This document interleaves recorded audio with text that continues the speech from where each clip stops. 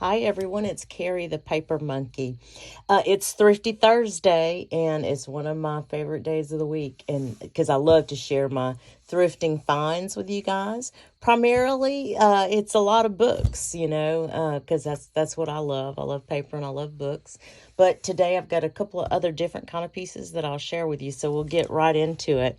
The first book, as you can see, it's a cooking book. It's a Campbell's cooking book. The copyright on this one is 1972. The reason of course, I love the images.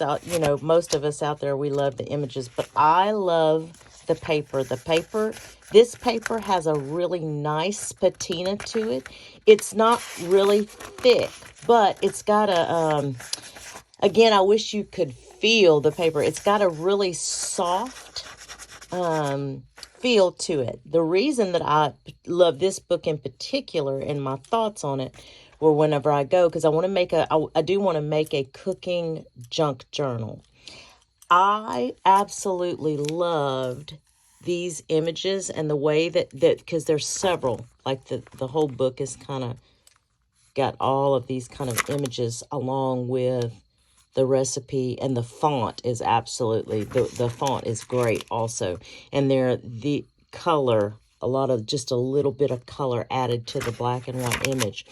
But my thoughts were, there's enough of this stuff in there that I could get several journaling cards and pockets, and even probably some envelopes if you made the coin envelope size out of this.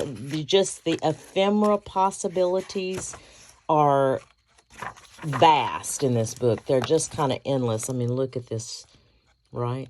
Isn't that great? And of course, look how cute the little Campbell's girl is. Isn't she precious? That in and of itself is going to make a great piece of ephemera. There was something else that I noticed in here. Probably, now that I'm filming, I'll never be able to get back to it. I should have marked the page that I wanted to show you. But isn't that fabulous? I do. I love this book. And the cover in and of itself, my cooking journal may become this cover. I just don't know. I envision making something a little bit bigger, but we'll see when inspiration hits me. Okay. The next book, of course, you guys know my obsession with the little golden books. Absolutely love them. Let me see if I'm sorry about that glare on that. I'm still learning lighting, guys. How do y'all do it?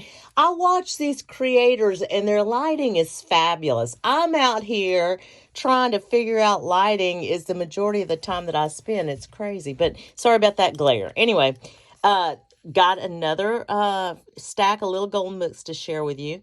This is Mother Goose. Precious, and of course the images of the children that Eloise Wilkins does, absolutely outstanding. They are adorable. Love, love, love her. This is a copyright, well, it's a copyright of 1961, but it's the 17th printing in 1982. Still vintage, still, got some wear to it, got some age to it, but look at this. Oh. And again, I just do quick flip throughs. I don't do every single page.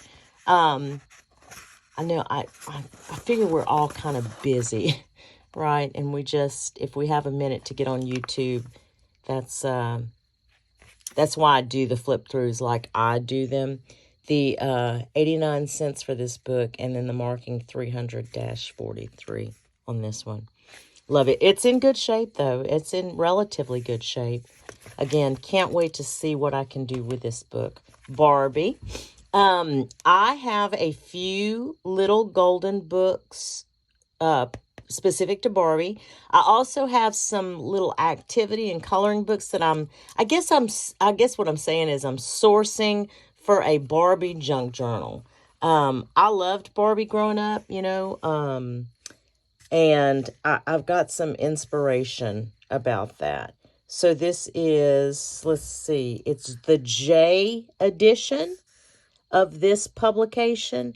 1986 is the copyright for Mattel. So I'm not sure what year this is. I have a feeling it is also from the 80s, though. But look at this. Look at the images in this. And they're real muted colors. It's not like the bright, hot Barbie pink of today. But they're gorgeous. Yeah. Gorgeous. And Skippers in the mix. Always like the Skippers. And Todd's in the mix. Yeah. Love this book. Pretty good shape. Not bad. Not bad. The corners, you know. But again, I bought the little metal book corner pieces like most of the junk journalers use. And but I am looking for the book corner pliers. So if anybody out there knows where I can source or find those book corner pliers, there was a website out of Germany, but they don't even ship here. And they were like $75 or something crazy. They were crazy, crazy, crazy. I'm going to save this one for last. Let's go to this one. 1959 Annual Supplement of the World Book of Encyclopedias. Paperback. Got some water damage, but when I tell you this book is fabulous. Now, the pictures are not glossy, but they're not completely matte either. Some of them are, but look at this. Look at the ads and the context in this book. Oh, look. A preview of 1959. Right? Look how sweet. Literature for children. There is a product out there. It seems like I haven't bought it yet. It seems like there's a gel type product out there that you can buy to make glossy images matte.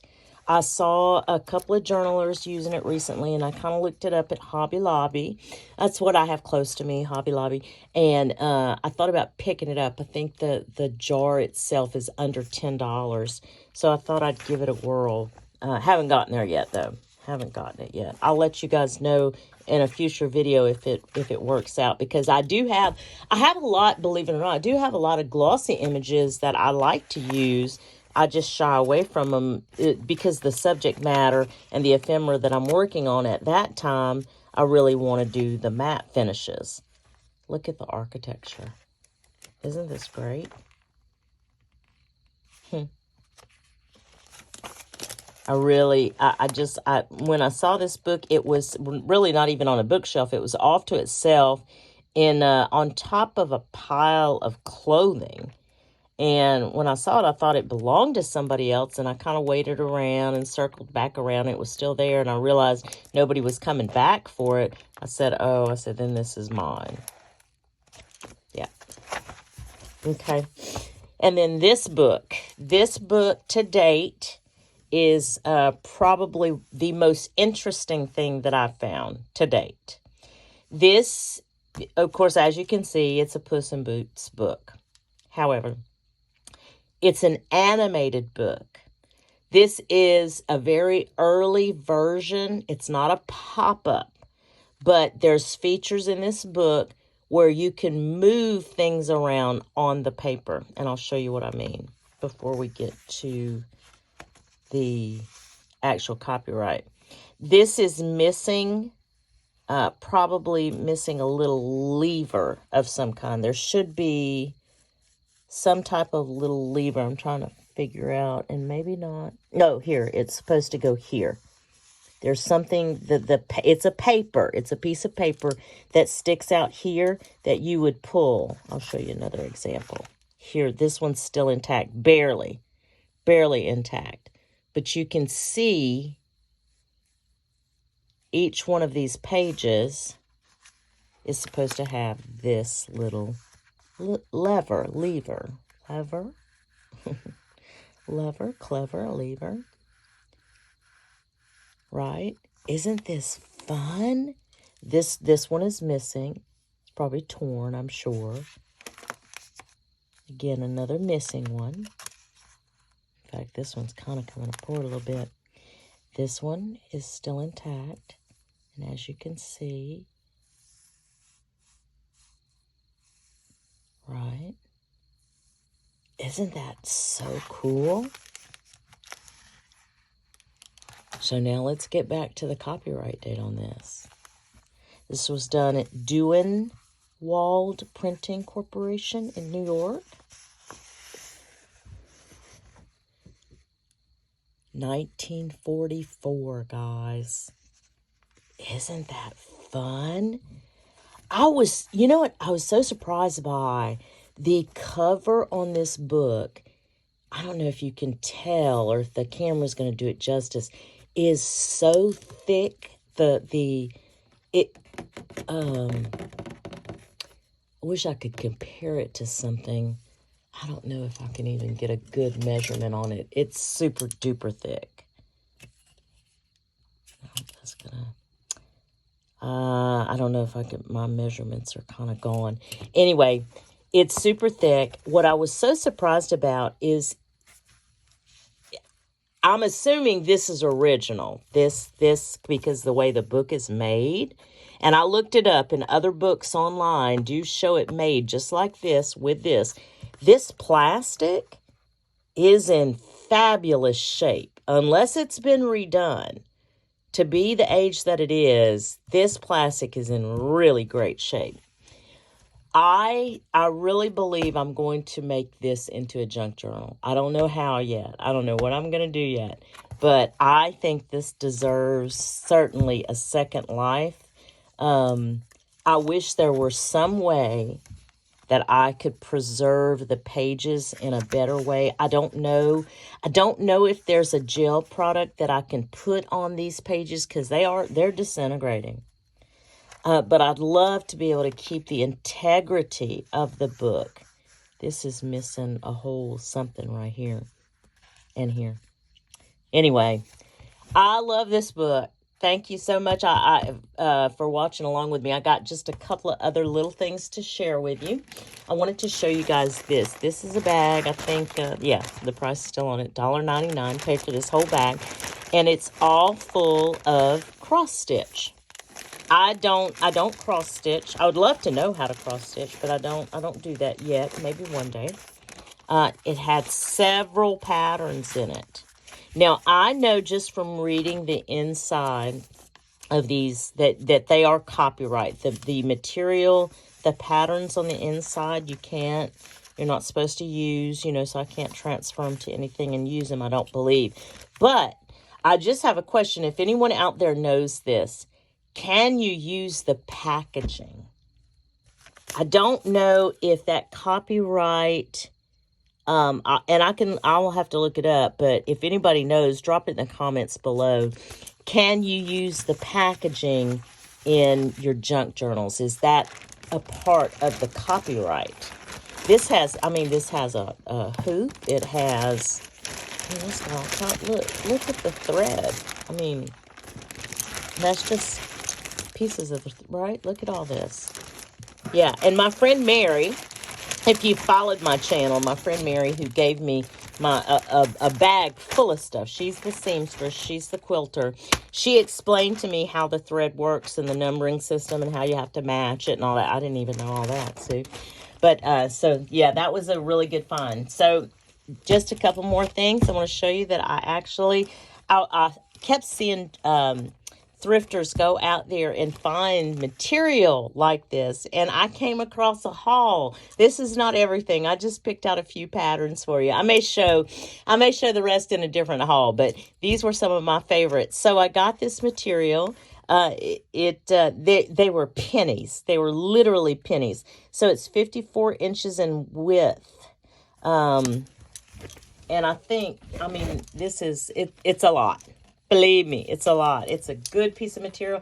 It is definitely enough to cover a journal or to create a journal. I have not done, I'm sorry, I bumped the camera. I have not done soft-sided journals. It is something that I would like to do.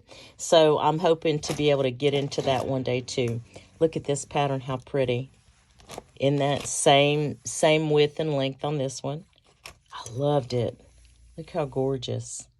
Rebecca Hoot just did a soft-sided journal, and it turned out so cute. It's her May journal, and I loved it. If you, in fact, I'll link her video below so that you can kind of go see what she did, because one of the interesting thing that she did, she had a piece of, I don't know if it was a quilt or a tablecloth or what it was, but anyway, she kind of cut around the image on the piece, and she wrapped that image on top of her cloth journal, kind of wrapped it around. It's beautiful. She's so creative, though. She's one of my inspirations. I love to watch her. This is another, the colors. I love the colors in this. I think the colors are beautiful. The feel of this material, upholstery type fabric. But it's wonderful. Same width and length on this one too. That's all I have for you today, guys. Thank you so much for watching. I really appreciate it. I hope that you all go have a great day. If you liked my content, please go hit the like button for me. It does help my channel.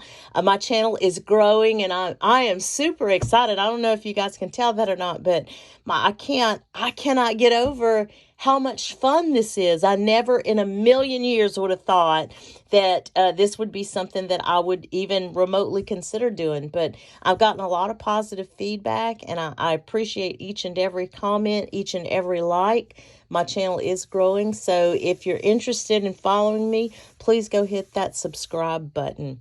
Go have a great rest of your week, and I'm sure that there'll be more videos posted soon. Thanks, guys. Bye.